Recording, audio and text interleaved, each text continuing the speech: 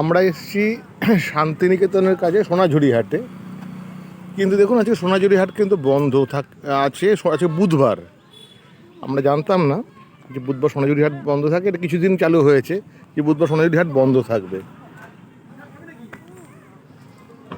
মানে এটা কেউ বলছে 2 মাস, কেউ বলছে 3 মাস। নতুন নিয়ম হয়েছে সোনাঝুরি হাট বুধবার বন্ধ। তার হয়তো কিছু টুরিস্ট এসছেন যারা জানেন না আমাদের মতোই, তারা এসেছিলেন থেকে। কিন্তু আগামীকাল আবার সকাল 9টায় খুলে যাবে। সোনাঝুরি হাটই এখন শান্তিনিকেতনের মেন অ্যাট্রাকশান। আমি জানি না কজন এই মুহূর্তে শান্তিনিকেতনে এসে কবিগুরুর দর্শনীয় স্থানগুলো দেখেন, খুবই কম তুলনায়।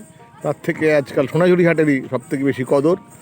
এখানেই ভিড়, এখানেই কেনাকাটা করতে, শপিং করতেই মানুষ আসেন বা আসছেন।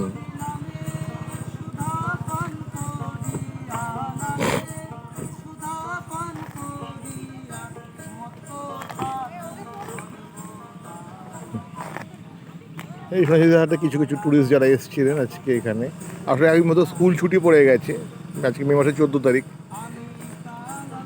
তারা সবাই সোনাঝুরি এসেছিলেন, কিন্তু এসে দেখছেন ফাঁকা, আজকে বন্ধ, হাট বন্ধ, বুধবার হাট বসে না।